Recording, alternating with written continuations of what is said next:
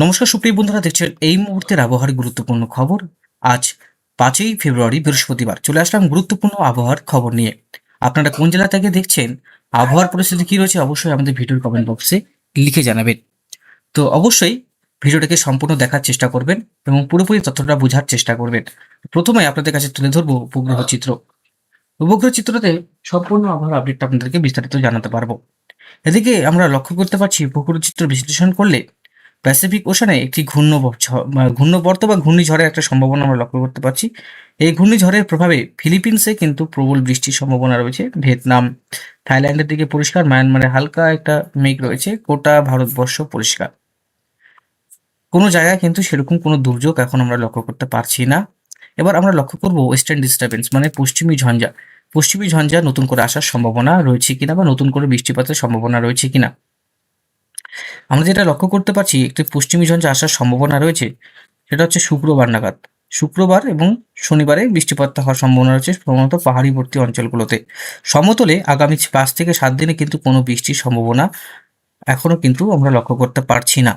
আবহাওয়া পরিবর্তন আসলে অবশ্যই আপনাদেরকে জানাবো বন্ধুরা। এই মুহূর্তে আমরা লক্ষ্য করতে পারছি বিভিন্ন জায়গায় কিন্তু তাপমাত্রা আস্তে আস্তে আস্তে বৃদ্ধি পাচ্ছে। দিনের সর্বোচ্চ থেকে রাতের যে সর্বনিম্ন তাপমাত্রা সেটাও কিন্তু বৃদ্ধি পাচ্ছে। এর প্রভাবে গরম এবং হিউমিডিটি লেভেলটাও বাড়ছে এবং আমরা লক্ষ্য করতে পারছি ভোরের দিকে আবার কিন্তু সে ঠান্ডাটা পড়ে যাচ্ছে। তো ঠান্ডা গরম কিন্তু আমরা লক্ষ্য করতে পারছি। এই সময় আবহাওয়াটা অনেকটাই খারাপ। তো এদিকে প্রয়াগরাজ থেকে শুরু করে দিল্লি সমস্ত অঞ্চলে কিন্তু এখনও সেই 10-12-র কাছে তাপমাত্রা ভোরবেলা আমরা লক্ষ্য করতে পারছি। আবার দিনের যেটা সর্বোচ্চ তাপমাত্রা দুপুর 2টোর সময় দেখুন 22 থেকে 24 ডিগ্রি, কোথাও আবার আমরা লক্ষ্য করতে পারছি 30 ডিগ্রির কাছাকাছি পৌঁছে যাচ্ছে তাপমাত্রা।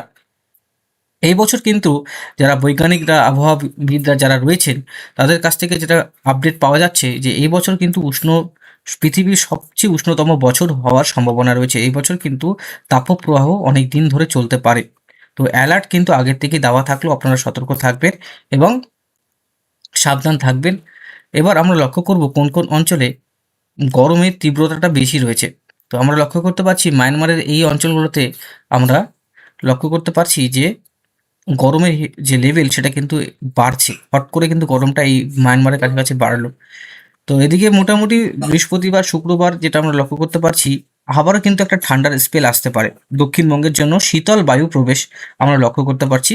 তার মানে হচ্ছে 6, 7, 8 এই কদিন কিন্তু আবার দক্ষিণবঙ্গে তীব্রতা শীতের যেটা থাকছে সেটা কিন্তু বাড়ছে। এটা লেটেস্ট একটা আপডেট বলে রাখছি দক্ষিণবঙ্গের জন্য। দক্ষিণবঙ্গে আবার একটি নতুন শীতের স্পেল আসছে 6, 7, 8, 9। তারপরে 10 তারিখ আমরা লক্ষ্য করতে পারছি যে একটা শীতের স্পেলটা থাকছে উত্তরবঙ্গের জন্য। কোনো নতুন করে স্পেল যেটা আছে, হালকা একটা শীতল বায়ুর সম্ভাবনা আমরা লক্ষ্য করতে পারছি 7, 8, 9।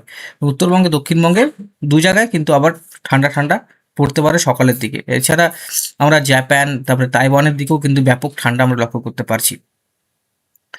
এবার বন্ধুরা, র্যাডারে যেটা আমরা লক্ষ্য করতে পারছি, যেটা হচ্ছে স্যাটেলাইট সিস্টেম, সেটা কিন্তু অনেকটাই গুরুত্বপূর্ণ। দেখুন আবহাওয়া কিন্তু একদম পরিষ্কার শুকনো রয়েছে, কোনো জায়গায় কিন্তু বৃষ্টিপাত আমরা লক্ষ্য করতে পারছি না।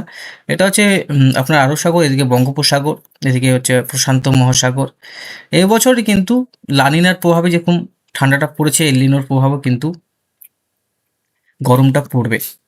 বৃষ্টিপাতও কিন্তু সম্ভাবনা রয়েছে। ঝড়ের পরিমাণটা বেশি থাকলেও বৃষ্টিপাতের পরিমাণটা এই বছর কম থাকার সম্ভাবনা রয়েছে। দেখা যাক কি হয়, আপডেটে কি পরিবর্তন আমরা লক্ষ্য করতে পারি। বৃষ্টির পরিমাণটা আমরা যদি আগামী 5 দিনে লক্ষ্য করতে পারি, তাহলে আমরা আগামী 5 দিন আমরা লক্ষ্য করতে পারছি যে মোটামুটি আমাদের শুধু নর্থে দার্জিলিং এবং গ্যাংটক এই অঞ্চলগুলোতেই বৃষ্টিপাত, হালকা তুষারপাত লক্ষ্য করা যাচ্ছে। কাশ্মীরেও বৃষ্টি নয়।